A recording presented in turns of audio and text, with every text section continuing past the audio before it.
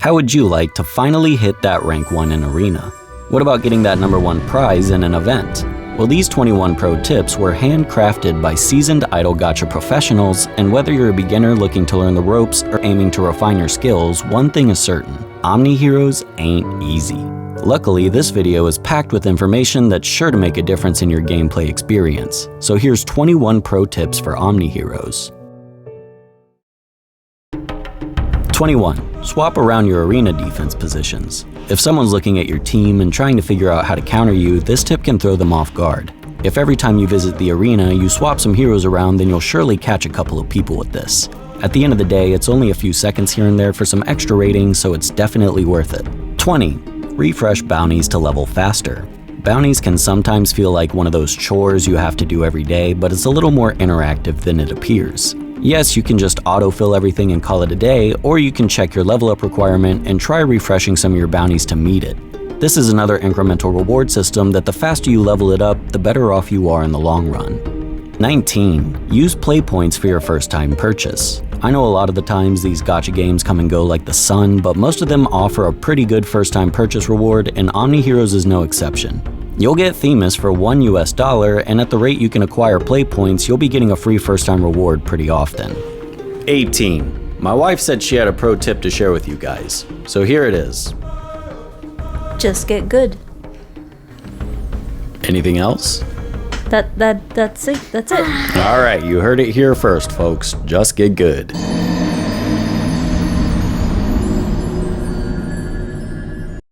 (17) Do the reroll. I don't know why everyone is always asking, should I reroll? The answer is yes, if you have the means. If you're playing Omniheroes on your Galaxy S8 from 2017, then maybe just trying the tutorial on a couple of servers is good enough to increase your starting options. However, if you have access to a semi-decent computer and multi-instance rerolls are in the cards, go for a royal.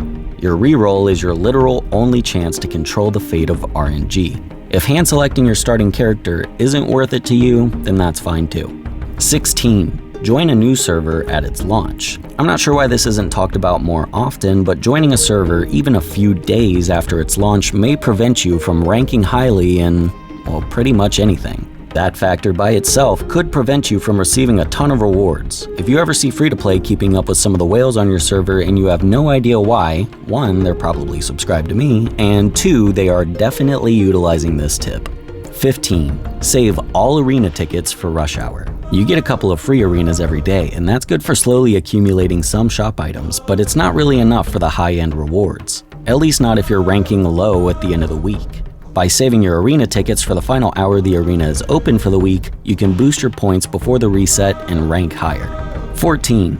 Save Spring of Vitality for curses. This spring is obviously useful for helping you recover after a tough fight, but you can also use it as a pocket heal to negate some curses you're forced to move through. If you're full on health with one of these just sitting there, then open some cursed pathways ahead of time and use this to reverse the damage. 13. You can enhance multiple times each animation if you're quick on the button taps. This one may not be as important as the other tips, but if you've got expertise using your fingers, then you can probably save a bit of time finishing those upgrades. 12. Buy legendary Relic Shards whenever possible.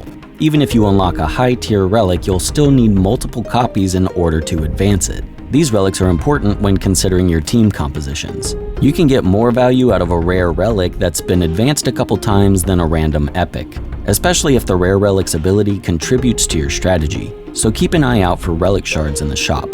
11. Use an alt to have fun being inefficient. It can get a bit boring going through the same routine day in and day out.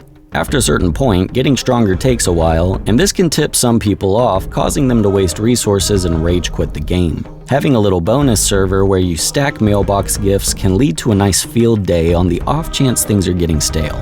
10. Always do single synergy summon. Pretend for a second that you have 10 synergy summons. Every summon you do gets you 1 pull closer to the pity. Then what if your pity only has 6 pulls to go? A times 10 will trigger the pity, resetting the counter. However, 6 single summons will also do the same thing. Now your pity can reset with 4 scrolls left. Even if you have 30 summons left, doing a times 10 could potentially reset the pity by pulling a rare unit. And a single summon could do the same thing. So if your single summon triggers a rare pull, resetting the pity, then you have 9 scrolls left to use. 9. Don't fall for these scams. Maybe this is a bit obvious to most of us, but we were all kids once, and kids are stupid.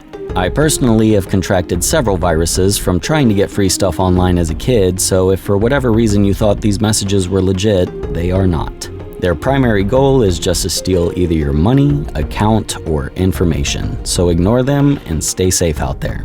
8. Mix and match your synergies. This game has the most possible unique combinations for viable teams. It's easy to pick a synergy bonus and shoot for the 4 or 5 slot effect, but in a game like this, you'll be better off experimenting. Some of the synergy bonuses are really good, and the ability to theorycraft will increase your number of viable teams. Check out some of the 2 and 3 bonuses of your acquired characters and give them a test run.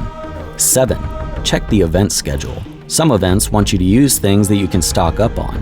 It's good to keep tabs on what events are coming up to stay in the loop. Much of your progression will rely on your preparation and efficiency. It may make your downtime feel slow, but the bonuses you get from a well-planned event are well worth the wait. 6. Follow the social medias. The developers are usually the hot topic of debate, but there's actually more moving parts than that. You have coordinators and employees dedicated to social media following, so they reward your follow with exclusive prizes. Sometimes you can even get real-life items more valuable than your entire account.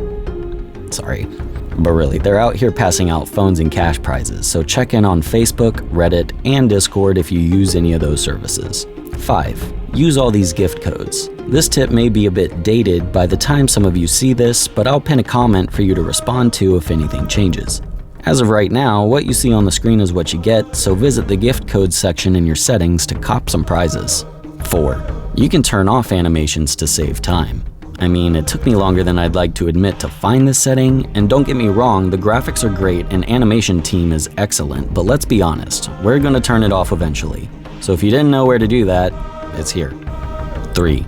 Don't upgrade rare runes past 40 and never feed epic runes. There comes a point where you'll wonder if the cost of the upgrade is really worth it, and for most of the runes you'll get, the answer is no.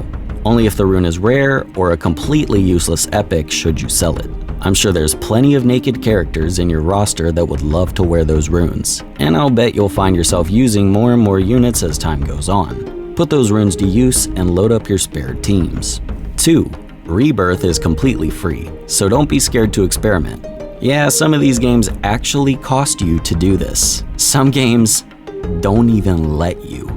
But nah, in Omniheroes it's fine. You're free to rebirth as you please, so take advantage of it. 1. Every royal is a massive boost, so if you happen upon one, make sure to show them some love. It may take you a while to obtain one, and if that's the case, don't keep an empty battle slot waiting for it, but if you happen upon one eventually, it's gonna be viable for at least one of your teams. Make sure to boost them ASAP because every royal will massively increase your potential in multiple aspects of gameplay. Some people even had multiple royals not realizing their power.